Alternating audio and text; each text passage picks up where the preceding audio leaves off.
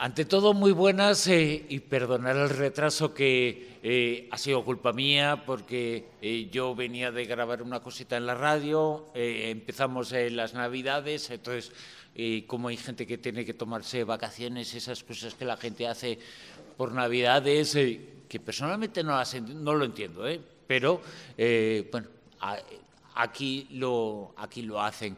Y acabo de llegar, hay un poquito de atasco porque la gente para las Navidades compra, se vuelve más consumista. Este mundo que tenemos ahora le gustaría a Charles Dickens tan poco como le gustaba el que tenía él y en el que vivía él. Porque Dickens era una persona protestona, es decir, era alguien con mucho criterio, con mucha formalidad, pero era muy crítico, muy ácido con la sociedad que le tocó vivir, el siglo XIX, la época victoriana, en Londres. Era una persona que era muy consciente de que la lucha de clases no dependía del dinero, dependía el lugar de nacimiento, dependía de un DNI que te ponía algo que no era muy claro quién lo ponía. A él le tocó el lado más negro de la vida. Él tuvo que vivir, bueno, tenía un padre que era como el padre de otros, como el de servidor, era un jeta, pero un tío deudor, y un día pues lo metieron en la cárcel.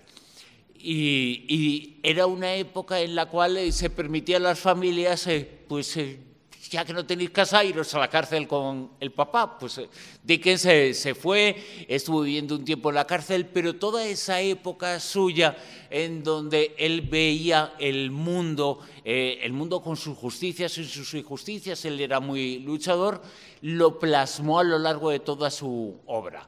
Y Dickens siempre tuvo presente eso. Seguramente gracias a Dickens, los autores, los escritores, aquellos que, como Mariano Fernández Urresti, que ahora acaba de sacar este libro, los beneficios, entre comillas, no hablo de los económicos, porque Dickens ya sabía que no existían, que existían otro tipo de beneficios, pero por lo menos ser propietario de lo que tú has escrito, ser dueño intelectual de tu trabajo, todo el mundo actual del mundo de la literatura, por literatura digo ficción y no ficción, digo novelas y digo investigación, todo ese mundo un poco viene a partir de Dickens. Él fue el primero, él tuvo un enorme éxito, un enorme seguimiento, era una persona muy popular, pero era una persona muy consciente, por ejemplo, de que la gente no tenía posibilidades en aquella época, tampoco ahora,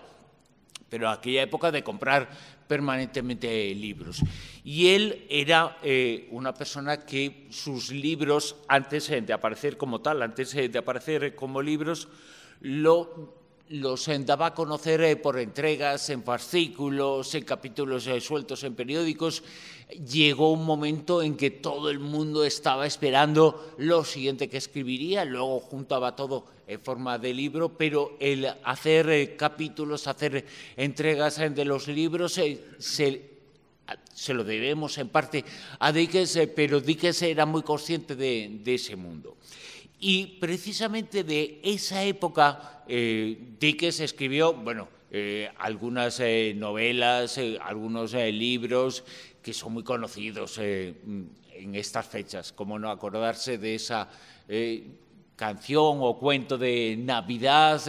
Bueno, cuando lo oímos, cuando lo mencionamos, es la figura de Dickens el que está detrás de eso, de esa creación. Es una de sus creaciones, como Libertwist, como David Copperfield. El nombre de David Copperfield viene de una novela, de uno de los libros que escribió Dickens. Dickens fue uno de los grandes constructores del mundo moderno. Y cuando estaba escribiendo su última novela, por entregas, la dejó inconclusa porque falleció. Y precisamente ese periodo es el que aparece en el libro de Mariano Fernández Urresti, en el Enigma Dickens.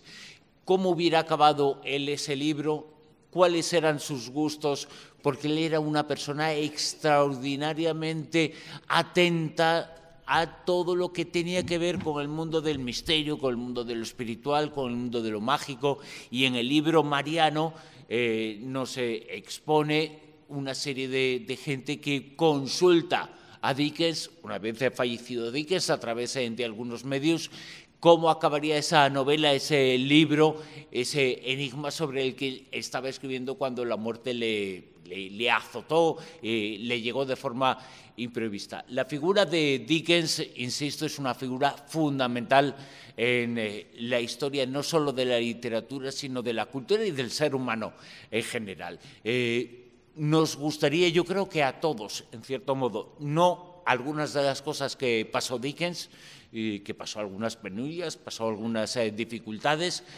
Por cierto, a él le decían, él tenía le criticaban mucho, y lo han hecho después, incluso después de muerto, y no hacía falta que fueran medios quienes lo hicieran. Le criticaban mucho que hubiera sido autodidacta, como si él hubiera tenido y su familia hubiera tenido mucho dinero para matricularlo aquí, allá, para llevarlo a las mejores universidades, pero él se formaba, tenía una cultura en permanente formación. Y le criticaban mucho que fuera autodidacta, que no tuviera grandes títulos. El gran título de Dickens era el de la vida, el de aprender, aprender constantemente. Hoy no nos acordamos de la figura de Dickens por sus títulos académicos, nos acordamos igual por sus títulos literarios. Lo que ha quedado para la posteridad después de muerto Dickens es precisamente eso, las creaciones culturales que realizó. Y sobre la figura de Dickens habla este libro, el nuevo trabajo de Mariano Fernández Urresti. Por desgracia, por la vida que te lleva de sitio a sitio corriendo, no tienes tiempo suficiente para pararte, para conocer a la gente, todo lo que si quisieras conocerlo. Pero hay cosas de Mariano que me gustaría ser, me gustaría parecerme en esa forma, porque él es una persona cultísima, autodidacta y didacta, ambas cosas, tiene títulos, pero luego además está en permanente formación. Seguramente una cosa no estaría sin la otra. Él es una persona extraordinariamente culta y extraordinariamente relajada y pausada. Por eso me gustaría muchísimo, no porque venga corriendo, porque aunque no hubiera venido corriendo vendría igual de nervioso, pero Mariano es una persona que traslada, hace sentirte relajado y tranquilo. Y es un pozo de sabiduría. En este libro que ha publicado Almuzara, en el Enigma de Dickens, no sé cuántas páginas tiene, 500 páginas, una cosa así, y podían haber sido 1500. Tiene muchas cosas que contar, siempre tiene muchas cosas que contar. Y el siglo XIX y los personajes de la cultura del siglo XIX, hay muchos evidentemente, porque seguramente es el siglo en el que se forman o aparecen algunas de las personas más interesantes y más cultas. Yo en la revista en la que estoy lo hablo mucho con el redactor jefe, con quien tengo muchas conversaciones intelectuales, o que intentamos, y hablamos del siglo XIX, decimos, jolines, es que en el siglo XIX había unos personajes fascinantes, cultos, innovadores, que buscaban el bien de todos. En el mundo de la política era muy intelectual ese mundo. Tenían todos una visión tremenda, fascinante. El otro día surgió el tema de la primera carta bomba, que no es que tenga que ver con Dickens, pero sí tiene que ver conmigo, un poquito, porque era un abuelo de mi abuelo, el responsable de la primera carta bomba en España. Y era uno de estos personajes, no voy a decir que se merecía el destinatario la bomba, pero era un cretino, pero él era un personaje, un intelectual de la época, un escritor, era farmacéutico, era historiador, como Mariano, era para ser culto y ser una persona importante en aquella época había que ser farmacéutico, parece que todos estaban ahí metidos. Era matemático, era geógrafo, era absolutamente todo. Y fue durante 54 días que le pidieron serlo ministro del gobierno español. También se metió en el mundo de la política. Y a él le debemos, y no a sus ideas políticas, le debemos a su cultura, el canal imperial de Aragón, el canal de Castilla, el puerto de Vigo. Eso lo creó en 54 días. Y bueno, pues esas eran las figuras del siglo XIX, cultísimas, que buscaban el bien de todos, que querían que su saber se extendiera y sirviera para algo, no solamente para llenar las bibliotecas de cosas y de libros, sino para que futuras generaciones pudieran aprovecharse de eso que era bueno y que ellos no eran conscientes de ser buenos, porque no tenían para nada, Dickens tampoco, el ego subido, no eran para nada personas que fueran lo que entendemos ahora por creídos. Ahora se hacen 4 cosas y a algunos se les sube la cabeza. Estos jamás se les subió nada a la cabeza. A Dickens jamás se les subió nada a la cabeza. A Mariano Fernández Urresti, aunque pudiera, que no se lo crea, pero no se le ha subido nada a la cabeza. Y digo que el siglo XIX le ha interesado muchísimo porque la figura de Becker aparece en uno de sus libros, la figura de Verne, la tumba de Verne es otro de sus trabajos. Verne es un personaje que seguramente es muy cercano a nosotros porque, fíjate, tan cercano que lo tenemos detrás. Bueno, pues Julio Verne era un personaje fascinante, se interesaba por todo, era culto, cultísimo, y él no lo sabía. También tenía sus ideas políticas, evidentemente, pero sus ideas políticas no podían sobre la persona, era la persona que tenía unas ideas políticas. Él no le decía, tienes que pensar de determinada forma, no, su personalidad y su cultura le llevaban a tener unas ideas políticas. Bueno, pues la figura de Verne representa un poquito ese siglo XIX, la gente de ese siglo XIX, en la que, por supuesto, está Dickens. Y era un siglo en el que, además,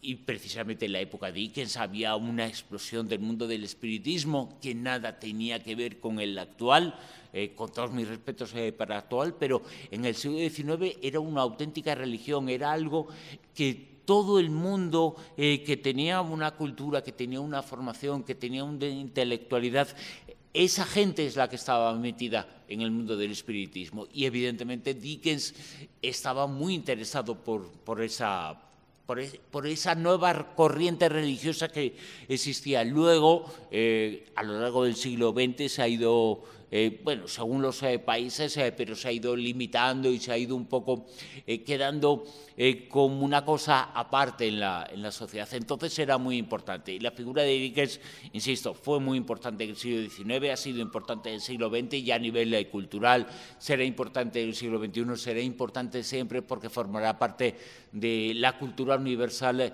esa figura. Y el enigma Dickens, este libro con el que ha ganado además el premio Jaén. Le gustaría a Dickens estar en un libro que ha ganado el premio Jaén, porque Jaén es una de las ciudades más fascinantes de nuestro país. Es una ciudad que le hubiera gustado a Dickens, seguramente le hubiera gustado verla, quizá pasear por ellas con tantas cuestas, subidas y bajadas, igual un poquito menos, pero se hubiera casado a gusto porque hubiera aprendido y hubiera incorporado, porque lo hizo mucho, sus vivencias a sus libros. Seguramente era una persona que vivió mucho, que conoció a mucha gente y que parte de sus personajes y de las tramas también formaban parte de lo que él había vivido y experimentado.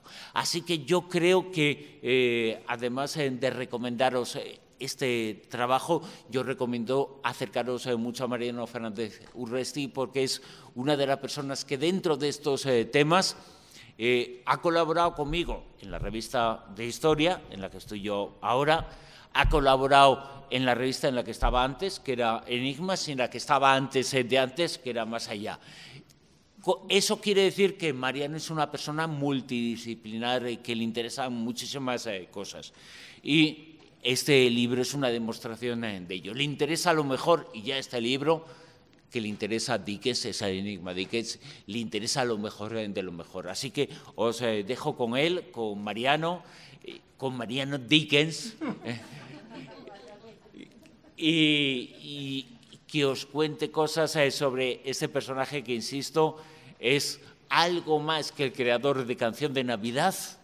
Bueno, en estas fechas yo no estoy tan contento con él, ¿no? Porque qué pesados son con la Navidad y con la canción de Navidad. Nadie sabe qué tiene que ver con Dickens, nadie sabe absolutamente nada. Solo saben que hay que sacar la cartera, hay que pagar y hay que meterse en este mundo consumista, en este mundo que tanto criticaría él y que casualmente tanto critica la gente como él, que vivimos dentro, pero bueno, lo podemos examinar con racionalidad.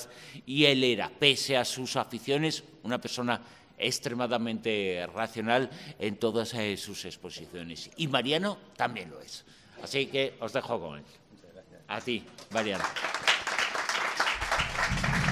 Bueno, en primer lugar, muchísimas gracias por venir, por ser tan afectuosos conmigo y por perder una tarde de otoño, esta de Santa Lucía, junto a mí. Gracias a Bruno por sus palabras. Os diré, él probablemente no lo recuerde, pero yo sí, os diré que yo conocí a Bruno cuando Bruno iba, no diré en pantalón corto, pero casi, en Los Ángeles de San Rafael. ¿Recuerdas aquella...? En pantalón corto, ¿eh? Estabas tú, estaba Javier... Octubre del 88. La primera vez que viajé, y yo me acuerdo que le dije, yo nací en el 72, en octubre, fue un poquito antes de mis 16 cumpleaños, fue en mi 15 cumpleaños, yo, al contrario que entonces, es que me acuerdo mucho de ese viaje, ¿no? Y yo no fumaba por entonces, puedo fumar ahora, cada vez menos, pero no fumaba por entonces, pero yo me inventé en mi casa que fumaba. ¿Para qué? Para poder salir a comprar tabaco. ¿Me hace falta tabaco? Y entonces me lo inventaba. Y dije, me voy a comprar tabaco, y me fui a Los Ángeles de San Rafael, vivía en Zaragoza entonces, ¿no? Y al tercer día dije a mi madre, ¿cuánto tarda este hombre? Y pues, ahí conocí a Mariano. Pues sí, yo lo conocí en aquella reunión de ufolocos. Sí. Recuerdo también a Enrique de Vicente. Yo por entonces llevaba una grabadora porque trabajaba en Radio Nacional. Hice una pregunta a Enrique de Vicente, y me llenó una cara de 45 minutos de cassette. Una pregunta. En aquella época, como ahora, yo creía en la magia, en el misterio, en los enigmas. Ahora hay mucha gente que ha dejado de hacerlo, bien por moda, bien porque se han convertido en cínicos, en interesados, o buscan un protagonismo que no encontraron cuando trataban de defender desde la trinchera del misterio todas estas cosas. Yo no, yo sigo igual. A mí no me cambia ni Dios. Sigo creyendo en todas estas cosas y además lo hago con una pasión desmedida. Yo siempre he dicho que los enigmas históricos, básicamente históricos, porque yo estudié historia, como decía Bruno, no forman parte de mi vida, sino que son mi vida. Y esa es probablemente una de las diferencias más importantes. De manera que me invitó a escribir el enigma Dickens, como en algunas otras novelas anteriores, Becker, Verne, un triple propósito, que ayer entrevistaba a Bruno para su programa y se lo decía. Un triple propósito que podríamos resumir de la siguiente manera. En primer lugar, me molesta profundamente que miren a la gente que nos apasiona el misterio por encima del hombro y con una sonrisa beatífica o de suficiencia. Porque generalmente quien lo hace es un perfecto cretino y un desconocedor de muchas de estas cosas. El segundo de los propósitos era conseguir demostrar que la cultura oficial, ortodoxa, no está reñida en modo alguno con la heterodoxa en la que yo me encuentro. Y en el caso de Dickens, como ahora os contaré y escucharéis, pues se hermanan, se abrazan con gran intensidad. Y por último, también porque me agota bastante comparar los índices de los libros del misterio y descubrir que si cruzas los índices, los temas son casi siempre los mismos. Entonces yo quería tratar desde mis posibilidades, desde mi ingenio, desde donde yo pueda, acercar a los lectores pues, al mundo de las casas encantadas, de los poltergeists, de los rodajes de películas malditos, como aquí, de los espíritus, desde otro ángulo, desde otra perspectiva. Lo hice con Verne, pues, hablando de las sociedades secretas, la sociedad de la niebla, etc., con Becker también. De manera que ese es el triple propósito. No os voy a hablar de la novela en sí, os voy a hablar de un poco del Dickens, de la cara B de Dickens, del Dickens que conocemos menos y que me inspiró para hacer esta obra. Sí diré que al que le gusta la novela histórica creo que puede disfrutar, porque intenté también en la medida en que pude ambientar el mundo victoriano pues, de una manera intensa. Al que le gusta la novela policíaca y de misterio también, porque la novela está trufada de asesinatos que hay que resolver. Y al que le guste el misterio, evidentemente, tiene un festín. Y al que odia a Miguel Capellán, ese personaje que ya ha salido con esta en 3 oportunidades en mis novelas, pues también va a encontrar a Miguel Capellán en plena forma, más miserable que nunca. El 7 de mayo de 1837, los Dickens vivían en el número 48 de Doughty Street, que hoy es el museo dedicado a Dickens. Regresaban los Dickens de Covent Garden, habían asistido a una representación de teatro, él, su esposa, Catherine, y su cuñada, Mary Hogarth, que vivía con ellos. Mary tenía 17 años. Hacía 2 meses que vivían en aquella casa, pagaban 20 libras anuales por ella, 3 plantas, sótano, desván y un jardín trasero. Entraron en casa y nada hacía imaginar, nada hacía sospechar que segundos después se iba a producir lo que se produjo. Desde la habitación de Mary, de esta chica de 17 años, de la cuñada de Dickens, se escuchó un grito desgarrador. Dickens y su esposa, que tenían la habitación de enfrente, corrieron a la habitación de la chica y la encontraron sin sentido en el suelo. Llamaron a 2 médicos, los médicos trataron de reanimarla, de recuperarla, pero lo cierto es que a las 3 de la tarde del día siguiente Mary Hogarth murió. Dickens se enloqueció de dolor porque tenía un cariño extraordinario a esta chica y lo que no se sabe o no se sabía es que, según Dickens dijo, Mary tenía la facultad de ver fantasmas, tenía facultades paranormales y él, el propio Dickens, también, hasta el extremo de que Dickens y Mary Hogarth se encontraron a lo largo de su vida en repetidas oportunidades. Obviamente Dickens en esta vida y ella, Mary, viniendo desde el más allá. Dickens guardó los vestidos de Mary durante 2 años, los aireaba de vez en cuando, guardó un mechón de su cabello, un anillo de Mary siempre estuvo en uno de los dedos de Charles Dickens hasta su muerte. Mary fue el personaje en el que Dickens se inspiró para Nell Trent, la niña de la tienda de antigüedades, la niña de 14 años que vivía con su abuelo, malvivían en una tienda de antigüedades hasta que un usurero consigue que les desahucien, algo tan de moda ahora, desgraciadamente. Pero, claro, vosotros diréis, bueno, fantasmas, espíritus, ¿de qué Dickens está hablando Mariano si se supone que como decía antes muy bien Bruno, fue un novelista que, entre otras muchas cosas, subrayó, destacó, puso negro sobre blanco la situación de las clases más desfavorecidas, ¿no? Pues en Oliver Twist o en David Copperfield o en Tiempos difíciles o en La pequeña Dorrit, por ejemplo.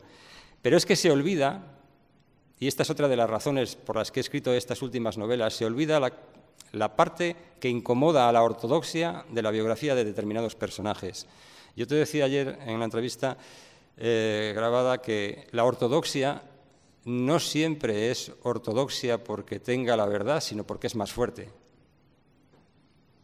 Y eso debería hacernos reflexionar, porque vale para muchas cosas. Para la religión, para la cultura, para la política. Y hay, por alguna razón que a mí se me escapa, el propósito de podar de la biografía de algunos personajes aquellas partes, aquellas ramas que incomodan a la ortodoxia. Es el caso de Becker, es el caso de Verne y es el caso de Dickens. Dickens, en efecto, es el hombre que se implicó en muchos proyectos sociales, que escribió y denunció la situación de las clases desfavorecidas de Londres, pero también es el hombre que creía entrar en contacto con el espíritu de su cuñada y que en el Palacio Peschier, a las afueras de Génova, mientras la familia Dickens permaneció allí unos meses entre el 44 y el 45 del siglo XIX, aquel palacio que ya tenía de por sí fama de palacio encantado, de casa encantada, fue el escenario en el que Dickens mantuvo una de las conversaciones más largas con el espíritu de su cuñada. Mary se apareció a Dickens vestida con una túnica azul. Dickens lloraba desconsoladamente porque siempre se culpó, sin razón, por la muerte de su cuñada. Y en el transcurso de la conversación, Dickens le preguntó a su cuñada, que ahora que estaba en el otro lado y tenía una perspectiva obviamente más amplia, cuál era la religión verdadera. Y la chica, el espíritu de la chica, le dijo que para él, para Dickens, la más adecuada era la católica, ¿no? No es, por tanto, una casualidad que las novelas, que muchos relatos de Dickens estén trufados, poblados por fantasmas. Las campanas, por ejemplo, un relato poco conocido, pues un anciano tiene visiones de fantasmas que habitan en las campanas de las iglesias y que salen de ellas en forma de espectros, de sombras, y conversan con él. El guardavías, por ejemplo, que es otro relato solamente conocido, el espectro de un espectro, bueno, se anticipa un desastre ferroviario al guardavías y, en efecto, el desastre tiene lugar. Pero es que en David Copperfield, para fastidio de la ortodoxia, en el primero de los capítulos se dice que David nace a las 12 de la noche de un viernes, como Dickens, que nació un viernes. Siempre decía que el viernes era su día de suerte. Bien, nace a las 12 de la noche David Copperfield y la matrona que asiste al parto y la enfermera que la ayuda, por alguna razón que no se explica, dicen que eso hará que el niño en el futuro tenga la capacidad de ver fantasmas y duendes. Primer capítulo de David Copperfield. Señores, una de las novelas más aclamadas de la historia de la literatura mundial. ¿Qué es lo que impulsa a un autor como Dickens a poner algo así en el frontispicio de una novela como David Copperfield? Pues la convicción personal de que es posible que uno pueda ver fantasmas, porque él los veía. Lo siento por la ortodoxia una vez más, pero heterodoxia 1, ortodoxia 0. Y además en casa de la ortodoxia que vale doble. Familia de Dickens. Vamos a conocer un poco a Dickens, el Dickens ordinario, el Dickens ordinario no en el sentido peyorativo, sino en el ordinario, porque ahora, más tarde, os seguiré hablando del extraordinario. El ordinario, Dickens, nace el 7 de febrero de 1812 en Newton, en un barrio de Portsmouth. Allí, en efecto, nace en el seno de una familia que ya antes ha dibujado un poco Bruno.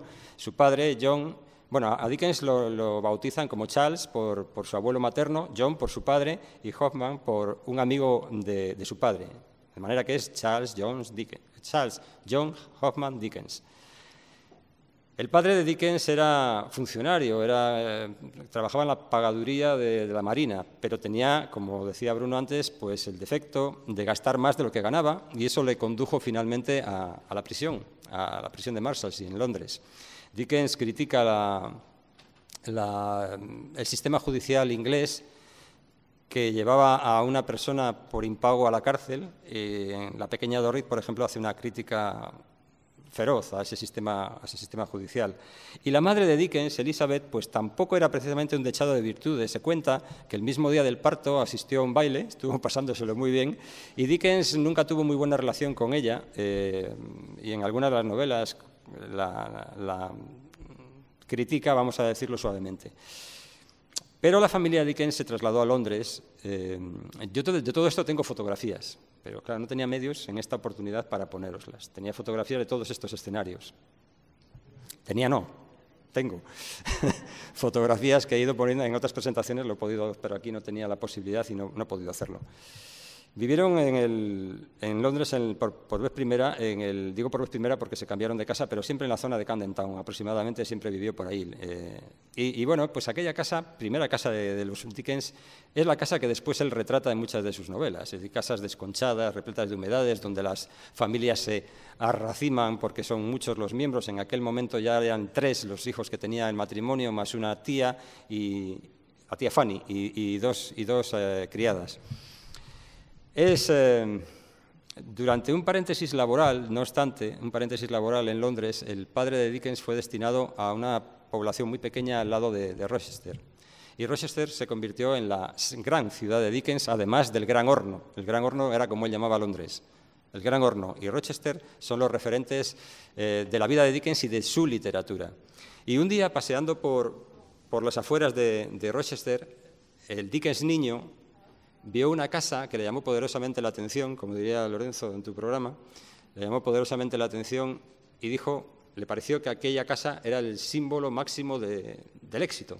Y se prometió a sí mismo tener un día una casa como aquella. Lo que no podía imaginar es que no tendría una casa como aquella, sino que tendría aquella casa. Y en aquella casa moriría, Gads Hill Place. Y es una casa, de la que también tenía fotos, y que tiene un especial protagonismo en la novela que vais a comprar masivamente y vais a leer con fruición. La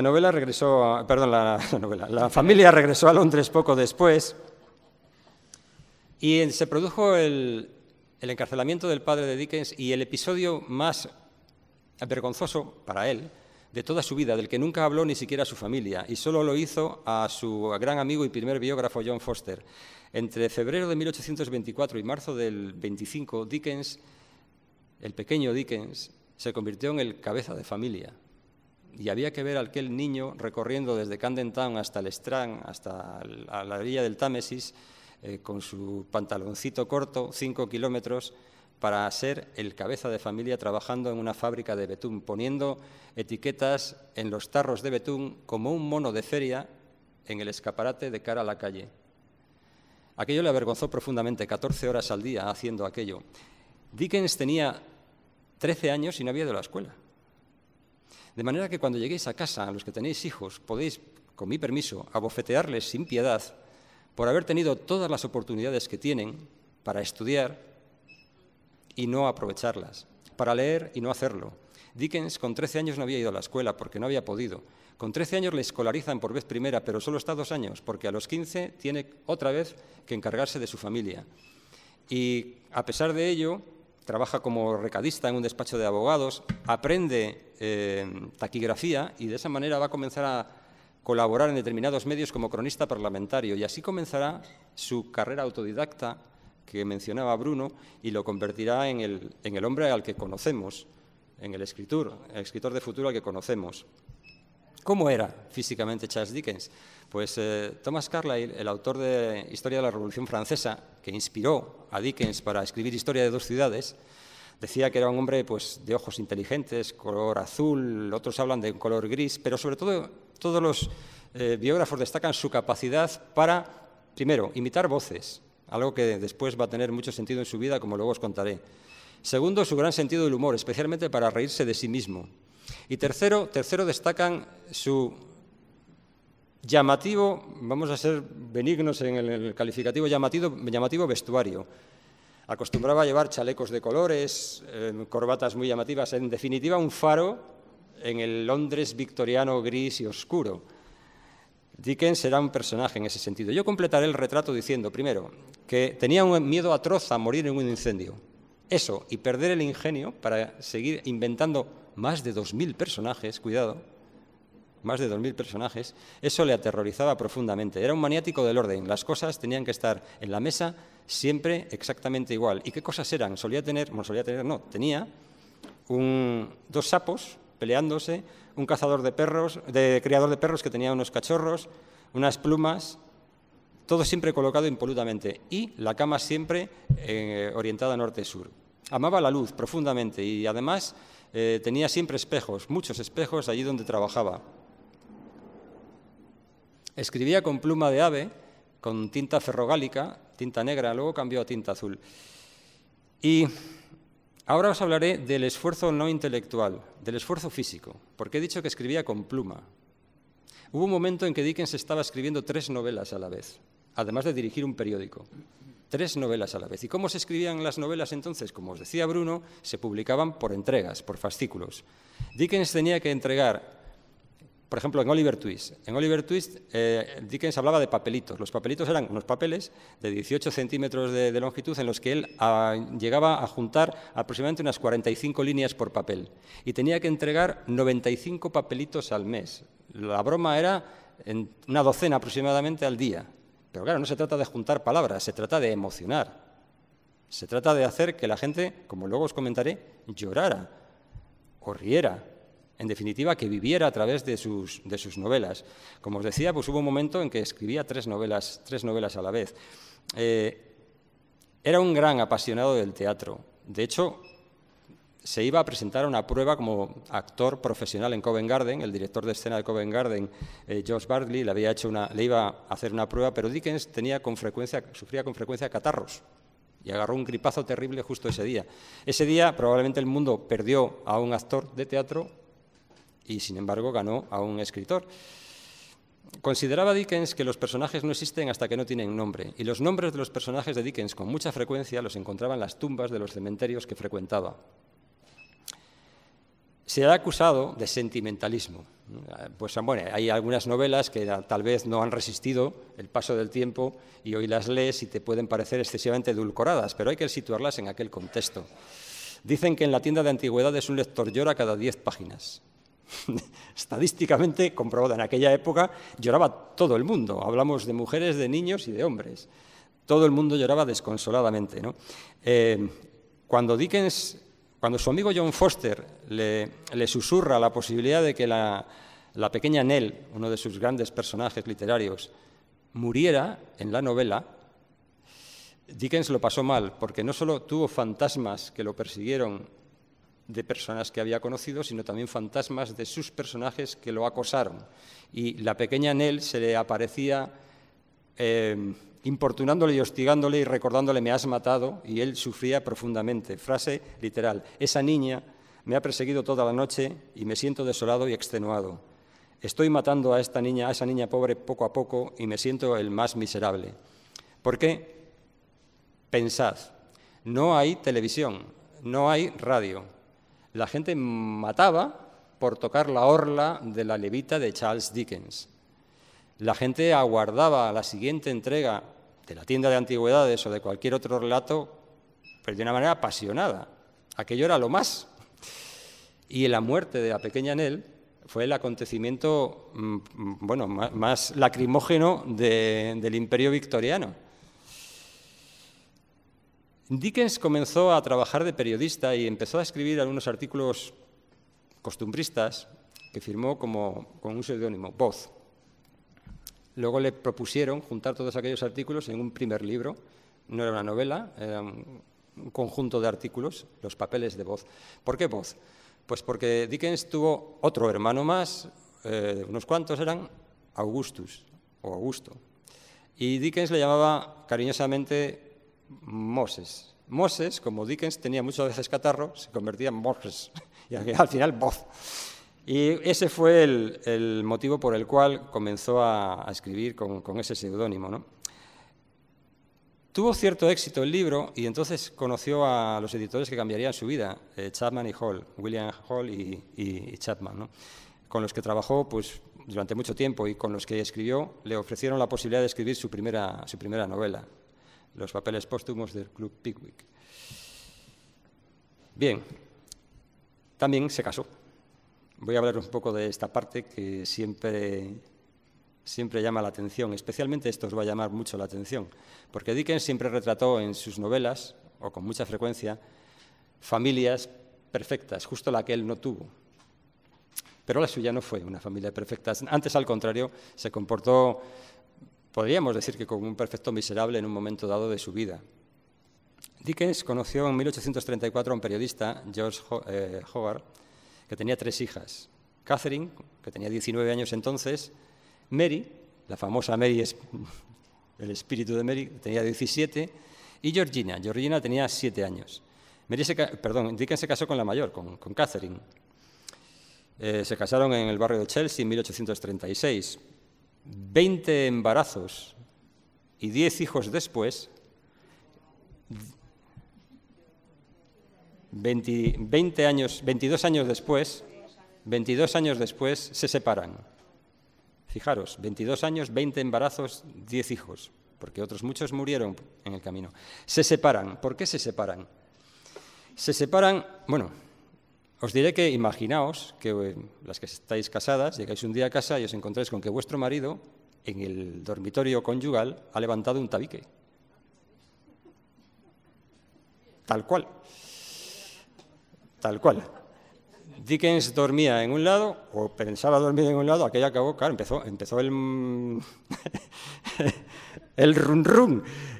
el run run que ya se estaba extendiendo por todo Londres, porque os recomiendo que veáis la película La mujer invisible.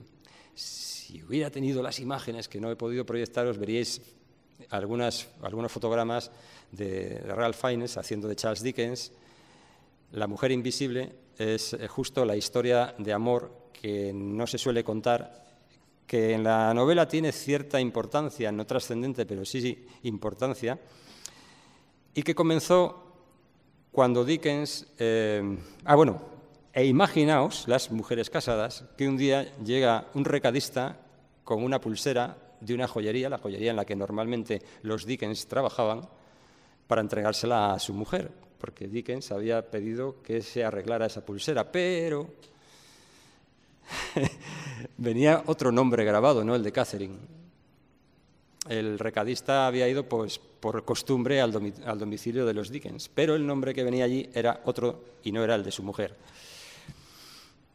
Dickens, 2 años antes del divorcio, había hecho una prueba para una obra de teatro a una actriz, Frances Ellen Ternan, que tenía 3 hijas, Fanny, María y Ellen. Ellen tenía 18 años, como la hija menor de Dickens, Katy. Y Dickens se enamora perdidamente de Ellen, de la más joven. Empieza una relación que comienza siendo aparentemente paternal y que hay toda suerte de especulaciones, según los biógrafos de Dickens, hasta dónde llegó. Pero se sabe, yo os habría enseñado, el chalet de Condet, en el norte de Francia, que Dickens alquiló, donde probablemente Ellen dio a luz a un hijo o hija que murió. Ellen siempre negó ese extremo, pero Katy, la hija de Dickens, sí que lo afirmó. Las consecuencias de todo aquello fueron, para empezar, familiares, evidentemente. El divorcio, la separación fue tronante. Los hijos de Dickens se fueron con su madre, se alinearon con su madre, pero hete aquí que las hijas, Katy y Mami, siempre permanecieron con su padre. Y lo más sorprendente, os dije que la mujer de Dickens tenía una hermana, el espíritu, y otra muy chiquitita. Entonces, cuando se conocieron, Georgina se alinea con su cuñado, no con su hermana, y vive con Dickens toda la vida. Claro, más especulaciones. En el Londres victoriano, la cuñada de Dickens está aliada con Dickens. Bueno, pues no. Georgina se somete a una prueba de virginidad y la supera ampliamente. Era una relación de devoción la que sentía Georgina, al parecer, por Charles Dickens.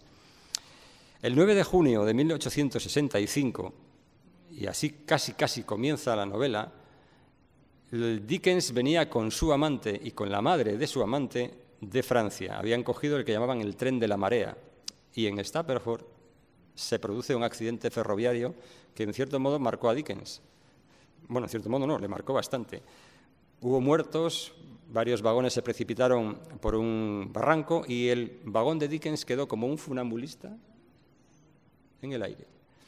Dickens demuestra ser un perfecto miserable, pone a buen recaudo a su suegra y a su amante, pero se apresura para que nadie les vea juntos. Y ni siquiera en ese momento es capaz de presentar en público, en sociedad, a la mujer con la que acababa probablemente de tener un hijo o con la que tal vez había tenido un hijo y venían del entierro del bebé. Dickens tenía entonces en aquel vagón el manuscrito de nuestro común amigo, la última novela que vio publicada en vida. Y también se apresuró a salvarlo. Y después se comportó como un héroe. Ya lo narro en la novela. Bajó, ayudó a los enfermos, a los heridos, etc., ¿no? En fin, la historia de los amoríos de Charles Dickens, que tiene alguna importancia tangencial en la novela. Un día, en 1842, Dickens visitó una casa prácticamente en ruinas, pero que resultaba ser una escuela para niños pobres en Field Lane, cerca de donde él había vivido. Eran los ambientes que él conocía, los ambientes que había retratado en Oliver Twist. y se preguntó cómo en aquella escuela aquellos niños podrían llegar a creer en la magia de Navidad. Y viendo los rostros de aquellos niños, se le ocurrió, o nacieron, los personajes de ignorancia e indigencia. Y recordó al patrón de aquella fábrica de betún en la que él trabajó y apareció en su imaginación Mr. Scrooge. Y entonces escribió Cuento de Navidad, Canción de Navidad. Fue el primero de varios relatos navideños que se publicaron porque tuvo un éxito clamoroso. Se publicó el 19 de diciembre y en Nochebuena llevaba 6.000 vendidos y aquello era un no parar. Entonces escribió varios relatos de esas características. Pero en la cara B de Dickens, además de otras cosas que ya vais viendo, existe algo que en la novela sí que tiene un papel estelar, importante, que es el mesmerismo. Dickens, os explicaré, hubo un doctor, Frank Mesmer, que vivió a caballo entre el siglo XVIII y XIX, que interpretaba que las enfermedades se producían porque en los humores del cuerpo, como también decían en la Edad Media, se desequilibraban y las energías que existen en el cuerpo también se desequilibraban. Pero hay personas, según Frank Mesmer, que tienen una capacidad magnética capaz de reequilibrar esas energías mediante una serie de pases sin tocar en ningún momento al paciente. Lo inducen a un estado alterado de conciencia, como la hipnosis, y Dickens conoció al doctor John Elliotson, un médico inglés, uno de los fundadores del Hospital Universitario de Londres, un tipo con un gran prestigio, pero que se entregó a la causa mesmérica sin medida. Y eso le provocó, le hizo padecer críticas brutales. Dickens siempre le defendió y Dickens aprendió de él esa técnica. Y él, Dickens, narra cómo, entre comillas, porque hay doctoras delante, curaba a enfermos con ese tipo de técnica. ¿Quiere decir esto que debemos creer que eso es real o no? No juzgo si con el mesmerismo se puede curar a alguien. Digo que Dickens sí creía posible que eso fuera así. Y en la novela hay algún ejercicio de esas características que es tremendamente importante para el desarrollo de la trama. Porque claro, como decía antes Bruno, estamos en el mundo del espiritismo. Las hermanas Fox en Estados Unidos habían puesto en práctica, supuestamente, una técnica según la cual podían comunicarse con los espíritus mediante los raps, los golpes, ¿no? Unos sí, dos no, o algo así. Podemos creerlo o no, pero es que esta gente lo creía y en aquel ambiente, como dice Bruno, pues era casi una práctica cotidiana que en las casas de personas burguesas, de profesiones liberales, se desarrollaran sesiones mediúmnicas, ¿no? Y además también se desarrolló otra afición técnica que en la novela sí es también importante o interesante, que es la fotografía de espíritus. Creían posible fotografiar al espíritu de la abuela, que acompañaba permanentemente a la persona retratada, etc. La mayor parte de las veces eran, o la mayor parte, o no sé, el porcentaje, le supongo elevado, eran fraudes, dobles exposiciones, cosas así. Pero la gente creía posible eso, y Dickens también. Y eso juega un papel importante, como os digo, en la novela. Y ya acabo. Como decía Bruno, pues en el verano de 1869, el último verano de su vida, Dickens anunció a sus más allegados que tenía un nuevo proyecto, una nueva novela en mente. Una novela que iba a ser muy diferente a todas las anteriores, no se parece en nada ni a Twist, ni a Copperfield, ni a ninguna. Cambió 17 veces el título de aquella novela hasta que le pareció conveniente El misterio de Edwin Drood.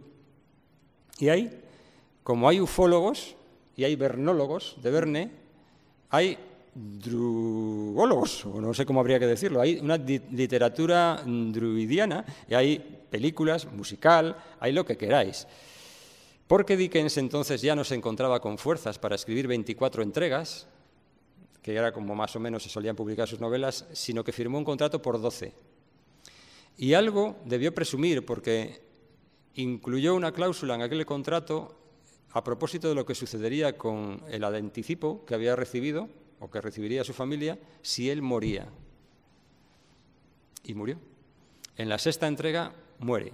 Muere escribiendo una novela bien extraña, donde aparecen evidentemente espíritus, se mencionan, una novela oscura donde se mencionan fumaderos de opio en el East End londinense, se menciona incluso a la secta Tug, a los adoradores de la diosa Kali, una serie de cosas que no tenían en principio nada que ver con el Dickens de siempre. Es también, según algunos, si no la primera, pues tal vez la segunda gran novela policíaca, porque la primera podría haber sido La piedra lunar de Wilkie Collins, que era hermano de un yerno de Dickens, que además era gay. El yerno, no Wilkie Collins. Y Wilkie Collins fue una de las personas a las que se le propuso, cuando Dickens murió, acabar aquel libro inacabado, pero declinó la oferta. De manera que la editorial buscó a mediums que contactaran con el espíritu de Charles Dickens y hay algún final alternativo, ahí no recordará el nombre de uno de los mediums, que, bueno, podría parecer el estilo de Dickens, ¿no? Pero el caso es que el misterio de Edwin Drood se convierte, por muchas razones, en uno de los grandes misterios de la literatura de todos los tiempos. ¿Por qué? Pues porque cuando Dickens finaliza aquel capítulo en el que, si no recuerdo mal, decía, y se dispone a desayunar con apetito, fue el último que escribió y trazó una espiral con la que cerraba siempre los capítulos, al día siguiente Dickens murió. Y Drood, el protagonista, había desaparecido, pero no se sabía si por voluntad propia o porque había sido asesinado. En mi novela, en la novela, son dos tramas paralelas. Yo propongo el motivo por el cual Dickens escribió una novela tan diferente a todas las anteriores, eso es ficción, pero plausible, y al mismo tiempo en nuestros días se está rodando una película sobre el misterio de Edwin Drood, y durante el rodaje de la película el actor protagonista también desaparece, como en la novela. Y las dos tramas se van abrazando tímidamente al principio y de una manera fervorosa al final. Son dos tramas paralelas, donde encontraréis pues, alusiones a Poltergeist, La semilla del diablo, las grandes películas malditas. Conté con la colaboración de un director de cine de cántabro, que ahora ha sido el ayudante de producción, el director de producción de la última película de Emilio Gutiérrez, de Lázaro, que se ha estrenado ahora, sí, de Pez de Tolechea. Entonces, yo evidentemente no controlo el mundo del cine. Pedro, dame un cursillo acelerado de qué podemos hacer aquí para que esto realmente parezca insólito en el rodaje de una película, ¿no? Entonces, bueno, pues él me asesoró un poquillo. La mansión victoriana que se menciona existe, en comillas, que es donde sitúa la escena, que justamente ha sido el escenario del rodaje de algunas películas de terror, de estas de bajo presupuesto, El misterio de Valdemar y todas estas que se han rodado. ¿Y por qué comillas? Me han preguntado. Pues porque juega un papel muy importante en la novela el primer, pero sobre todo y especialmente el segundo marqués de Comillas, cuya biografía está adornada por una de las facultades más paranormales que os podáis imaginar, pero que está corroborada, como pongo al final de la novela en una cita, no me lo invento, sino que hay una cita escrita por don Juan, el padre del rey emérito, confirmando esa capacidad extraordinaria que tenía el segundo marqués de Comillas, según le relató su padre, Alfonso XIII. Es que la realidad es más cojonuda que la ficción. Por eso, ortodoxia 0, heterodoxia 3. No me lo invento, es que además al tipo lo quieren canonizar. Y una de las virtudes que lo adornarían sería justamente esta, que no os desvelo. Por eso, comillas, por eso todo esto. Bien, el caso es que Charles Dickens muere, hay una serie de sucesos un poco extraños sobre su muerte que tampoco vienen al caso. Su voluntad fue vulnerada, él quería un entierro sencillo en Kent, en el condado donde está Rochester, pero se incumplió su voluntad y lo enterraron en el Rincón de los Poetas, el Poet Corners en Westminster, en la abadía. Allí, al lado de otros grandes escritores, reposa. Lo llevaron en tren desde Rochester hasta Charing Cross y lo montaron en un lujoso carruaje de caballos, un carruaje fúnebre, y fueron 3 carruajes más que llevaban a los más allegados, a sus familiares, a sus amigos, a John Foster y a todos ustedes, porque una vez que entren en la novela realmente van a caminar de la mano de Dickens. Yo me he esforzado en que así sea. Y acabo mencionando algo que no he dicho todavía. Mencioné esa capacidad teatral de Dickens, la capacidad de cambiar sus voces, y no he dicho que uno de los primeros instantes de la novela, una de las primeras escenas que se describen, es la última de las lecturas públicas que Charles Dickens hace. Charles Dickens fue el primero, probablemente, de los escritores que concibió la literatura también como una industria, como un negocio. Y al ver la reacción que tenían sus más allegados cuando leía las escenas más lacrimógenas de sus novelas, concibió la idea de hacer lecturas públicas, de los fragmentos que podían emocionar, que podían tocar más la sensibilidad de los espectadores. Pues bien, se montó una pequeña productora. A la ocasión había Dolby, que era su factotum en ese tipo de cosas, al que se encargaba de la luminosidad, de la luz, de no sé qué, del atril, de qué tal, de que estuvieran los sándwiches ingeniosos en el catering. Los sándwiches ingeniosos eran como llamaron a un bocadillo que le gustaba mucho a Dickens. Todo estaba un diván por si le daban mareos, porque ya estaba muy castigado físicamente, a pesar de que murió joven, con 58 años. Todo eso lo concibió Dickens. Y las lecturas públicas, no estamos hablando de todos vosotros, que sois muchos y os agradezco profundamente que estéis aquí acompañándome. No, hablo de miles de personas, de teatros llenos y de otras muchísimas más miles que estaban fuera esperando simplemente a ver si lo veían pasar. Así en Inglaterra como en Estados Unidos, donde hizo 2 giras que fueron memorables. Aquello fue la bomba. Pues bien, me despido con la última frase de la última lectura pública de Charles Dickens. Me aparto de estos resplandecientes focos para siempre. Y cordial, agradecida, respetuosa y cariñosamente me despido de todos ustedes. Gracias.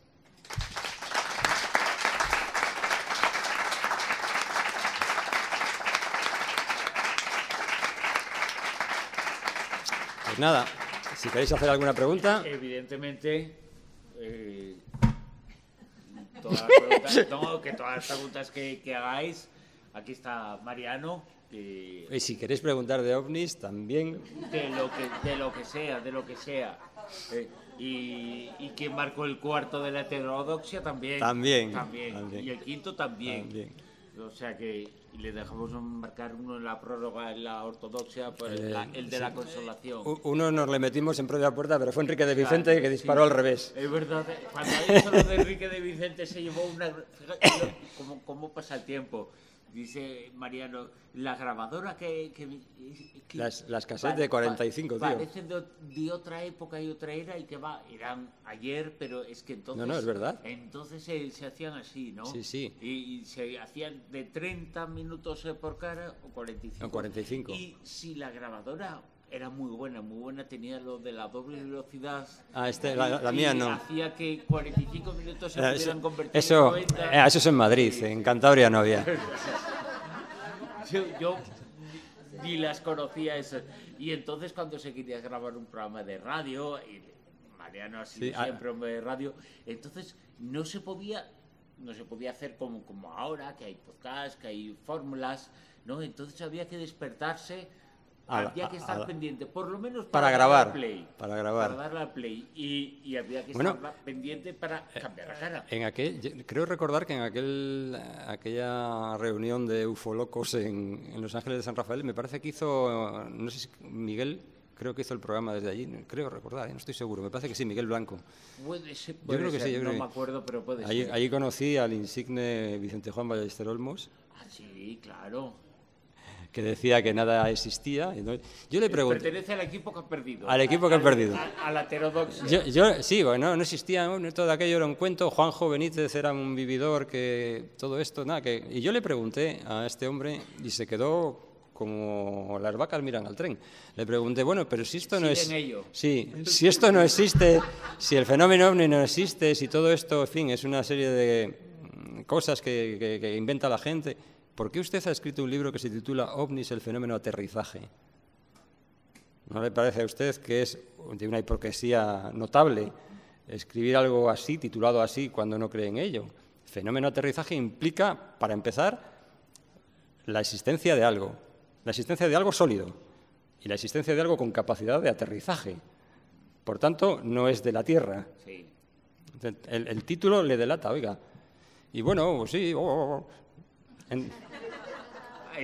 Ahí seguimos. Bien, hablemos de... Representa el mundo gris, las personas grises. Sí. Hay que tener pena de ello. Momo, ¿recordáis Momo? Los hombres de gris. Pues este mundillo cada vez han surgido más, más hombres de grises. Sí, y explica a todos. Existe mucho la figura que tú lo has mencionado, del ego.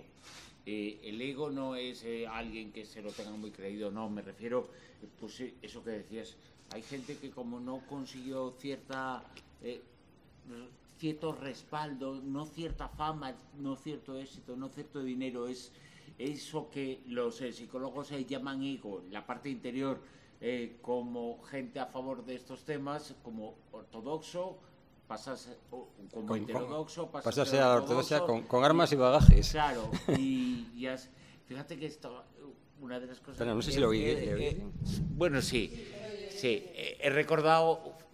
Ahora recuerdas cosas que siempre vienen recuerdos a la mente, que me conoció Mariano en San Rafael, pero un poquito después en Vinaroz, creo que también estuvimos ahí y hablando de OVNI. Bueno, un congreso. Y también hace muchos años en Colindres, fuiste a una charla a Colindres. Sí, pero bueno,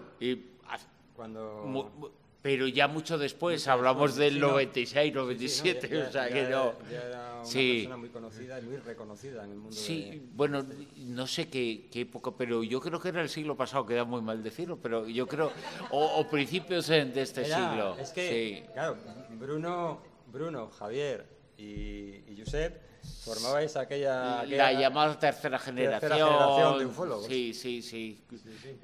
Que éramos jóvenes hace 20 años. Y seguís siéndolo. Seguimos siendo jóvenes. Pero sí, digamos que formábamos parte de eso, de los jóvenes. Y Ballesteros que ha mencionado del fenómeno, estaba muy vinculado al fenómeno OVNI, eso, pero yo creo que es un poquito también generaciones culturales y sociales, formas de ver la vida, y no es solamente edad, es algo más, ¿no? Personas y curiosidades e inversiones. Creo que Manuel Carballal también estaba allí. En Los Ángeles, creo. Sí.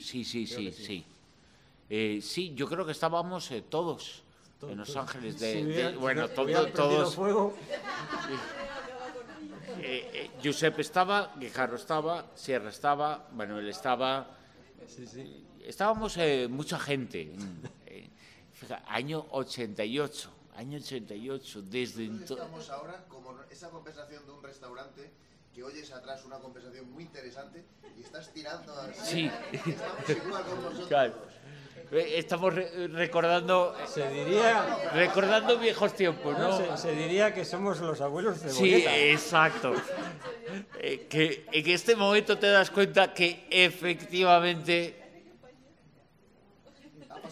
ha pasado el tiempo porque estamos actuando como abuelos cebolleta. O sea que, pero no, seguimos siendo nietos. Sí. Digo yo. ¿Tenéis alguna pregunta sobre Dickens? Bueno, los personajes te buscan o tú buscas, quiero decir, los personajes principales, o los buscas a ellos. Pues son todos duros, y difíciles, con una...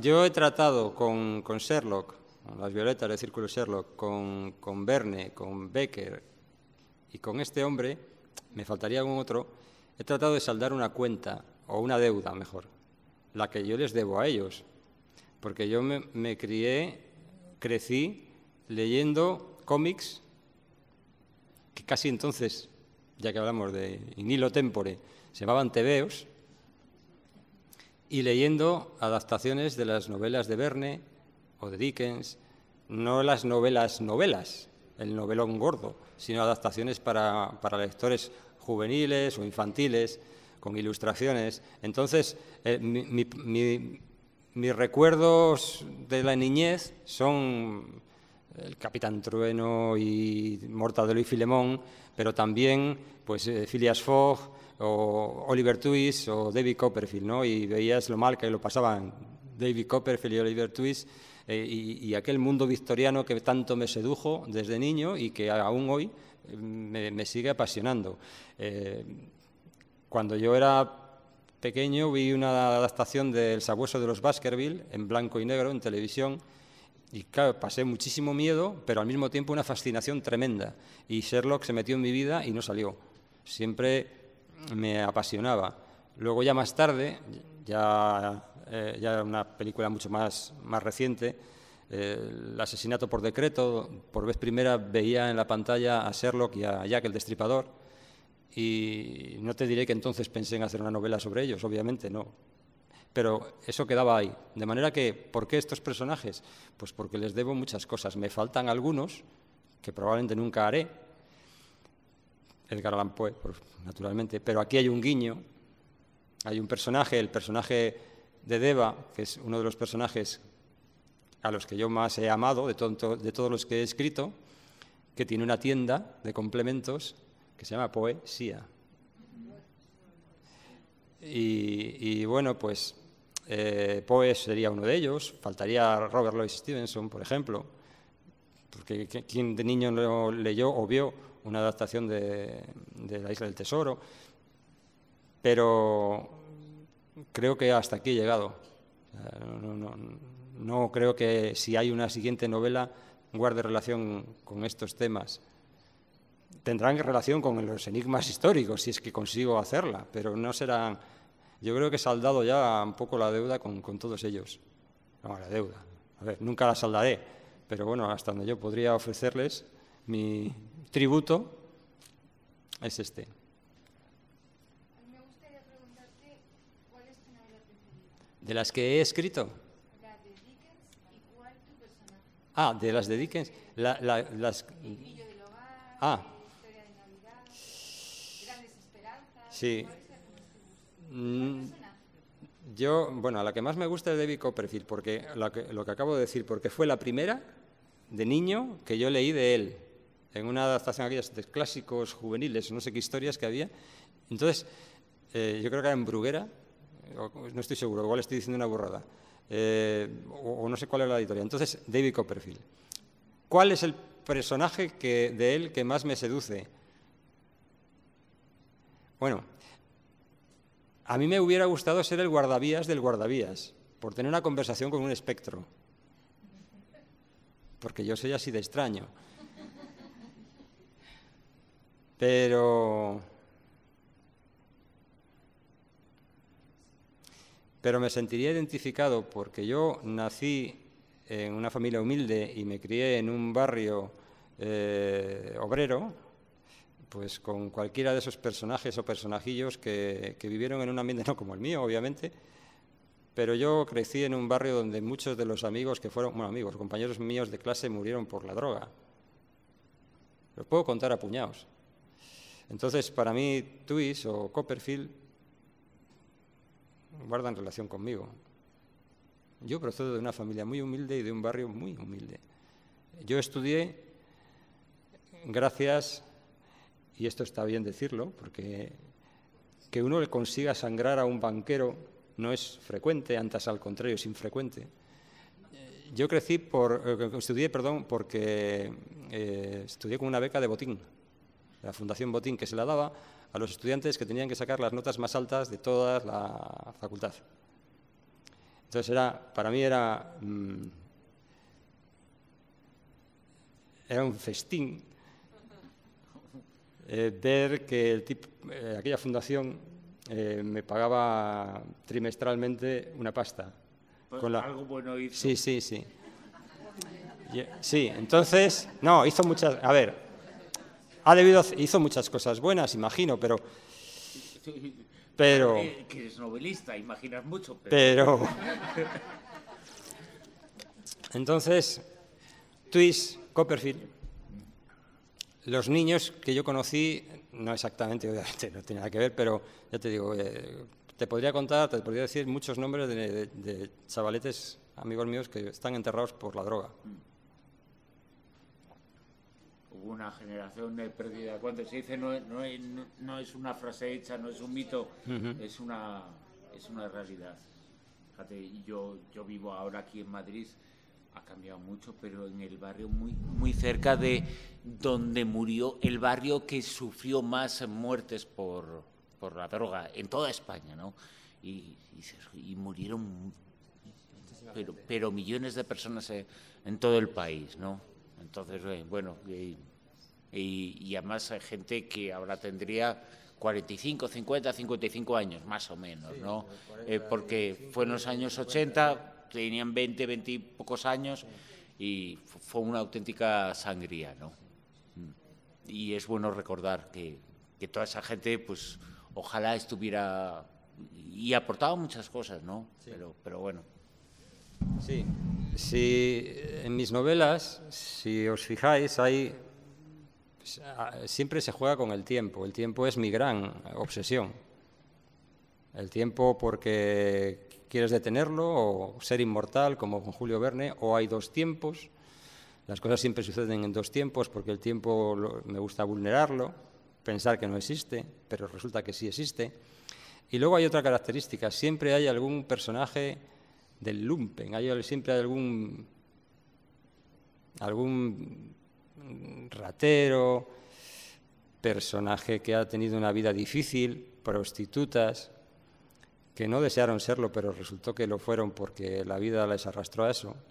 ¿Por qué? Porque esos personajes yo los conozco, porque me crié viviendo esos personajes. Gente que robó, que fue a la cárcel, gente que se prostituyó.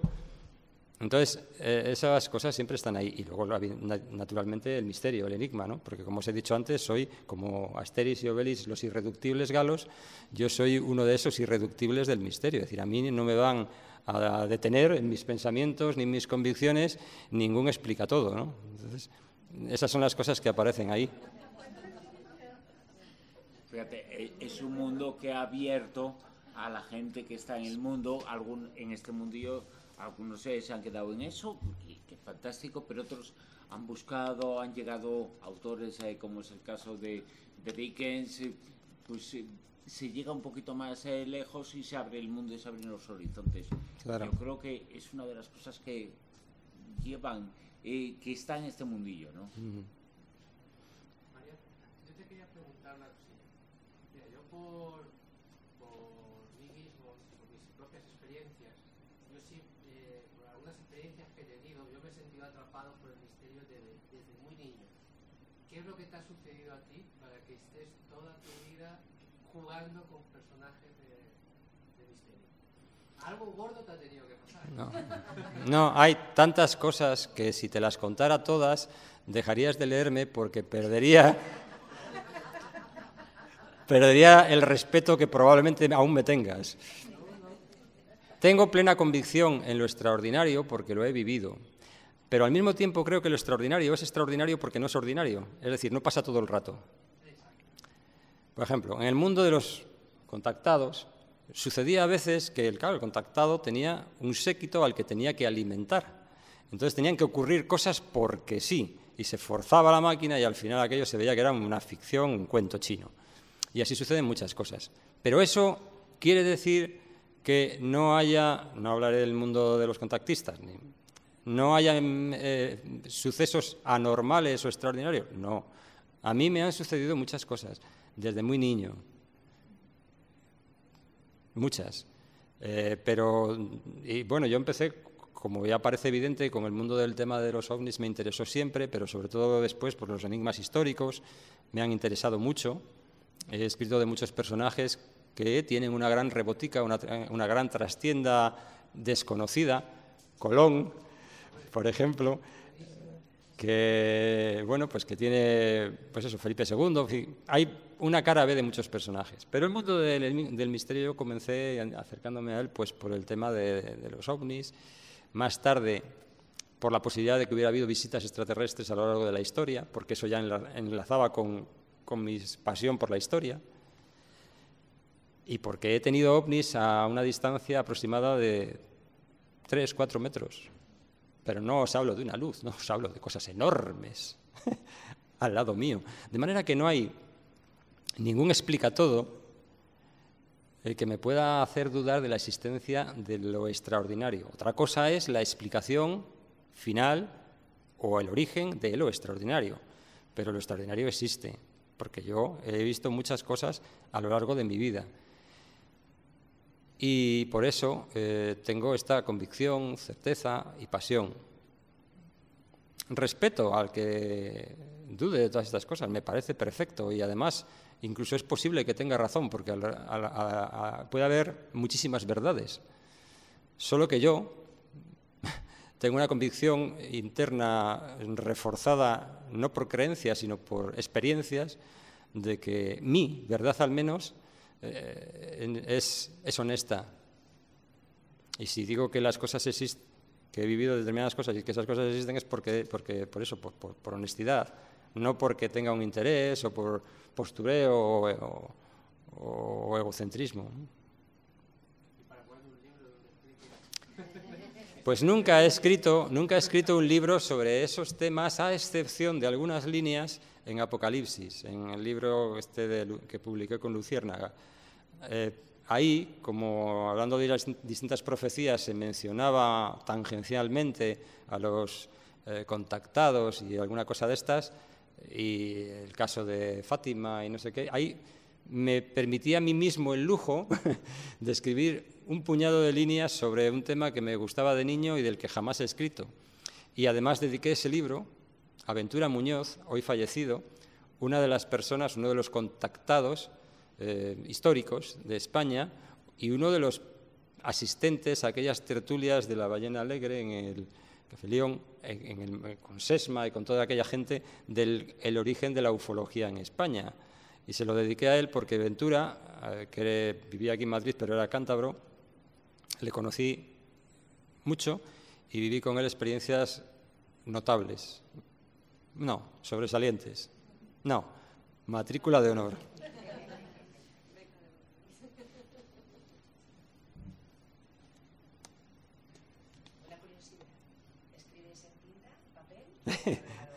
No, yo en ordenador. Sí. ¿Juanjo sigue escribiendo con la Olivetti?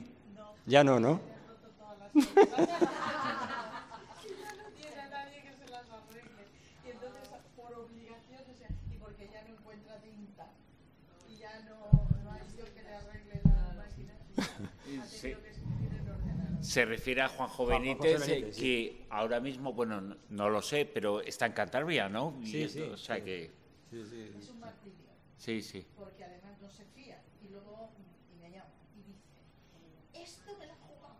Me acaba de desaparecer una página. Y digo, pero que no, ¿habrás metido el dedo en algún sitio? No, es que me tiene manía el ordenador. Entonces, como ya lleva muchos cabreos de eso, página que escribe, página que imprime. Bueno, eso es genio y... Sí, lo vi, es verdad. Genio y figura. Acaba de terminar de escribir una página, la imprime.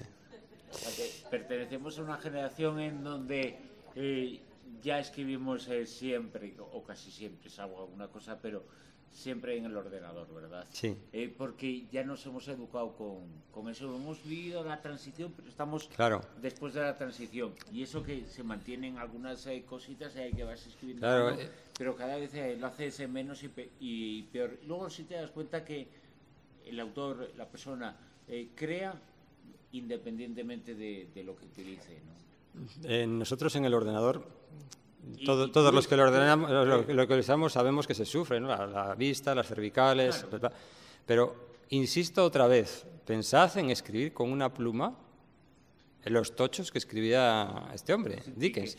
No solo Dickens, Verne por contrato, con Jules Cecil, con su editor, por contrato tenía que entregar 3 novelas al año. Cuidado, cuidado con la broma, 3 novelas al año de las de Verne, perdón, que eran súper documentadas, repletas de datos de biología o de mineralogía o de fauna, o de 3. Cuando se suavizaron las condiciones contractuales, solo eran 2. Y así toda la vida. 66 novelas, me parece que fueron. Y ya no os hablaré, porque no os he dicho nada de ella, pero tengo que mencionarla, de Agatha Christie. Agatha escribía con sangre, a la que también dediqué otra novela, porque ¿quién no leyó en el instituto el mismo libro? Todos eran distintos, pero todos eran el mismo. Y no había manera de encontrar al culpable hasta casi el final, ¿no? Agatha escribió, creo recordar que fueron 80 y tantas novelas, más obras de teatro, más las que escribió con el seudónimo de Mary Westmacott, me parece que era el seudónimo, con máquina de escribir, aporreando. Porque claro, las máquinas de entonces eran de aporreo. Pum, pum, pum. En fin. Que en el caso de Verne, tú lo sabes, pues escrito sobre él, cuando Verne falleció quedaron muchas novelas que luego han ido apareciendo. Sí, París en el siglo XX, claro, pero dejó por ejemplo. mucho trabajo, y antes de hacerse famoso con las novelas, Verne ya era un escritor por el teatro. Sí, empezó escribiendo obras de teatro ligeras, vamos a decir así, pero sí. Sí, pero que escribía. Tenía una gran producción Sí. y siempre la tuvo, ¿no? Y toda esta gente siempre la tuvo. Eso no ha cambiado. No ha cambiado. Y cuando los autores dicen lo del 10%, ¿no? Los autores normalmente se llevan el 10% de la venta al público de un libro. Un libro vende mucho menos de lo que la gente se piensa, que la gente tiene una imaginación. Y eso no ha cambiado hasta ahora. No, igual. Ahora es menos. Pero digo, no ha cambiado hasta casi ahora, ¿no? Pero las mejores condiciones, si tú mencionabas Dickens, lo del adelanto. Esa historia del adelanto, que es un adelanto sobre ventas. Sobre ventas. La editorial, los dueños de la editorial, de los que van a publicar, calculan, pues va a vender 2.000, pues 2.000 euros. Y eso se adelantaba, pero se adelantaba sobre las ventas. Y solamente te empezaban a pagar a partir de 2001. Exacto. Bueno, pero eso ha ayudado a muchos escritores a sobrevivir, a poderse dedicar a la literatura, y se lo deben a Dickens. Sí. En fin, ¿os lo habéis pasado bien?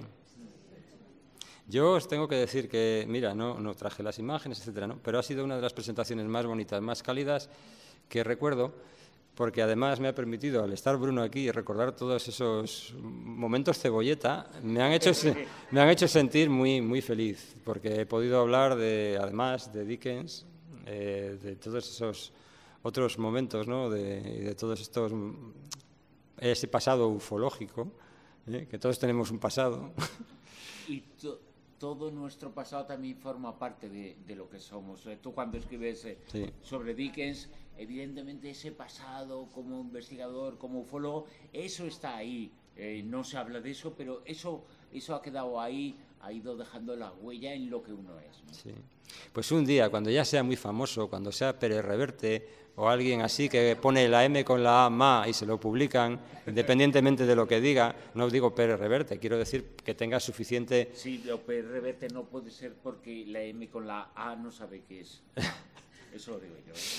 No, yo no lo digo. Quiero decir que o seas un autor súper consagrado que digas, bueno, cualquier cosa que vaya a pergeñar me la van a publicar. Tal vez un día escriba un libro que tenga que ver con alguna de esas cosas de las que nunca he escrito. Mientras tanto, si queréis, os firmo el Enigma Dickens. Ha sido un verdadero placer y os quiero mucho. Gracias.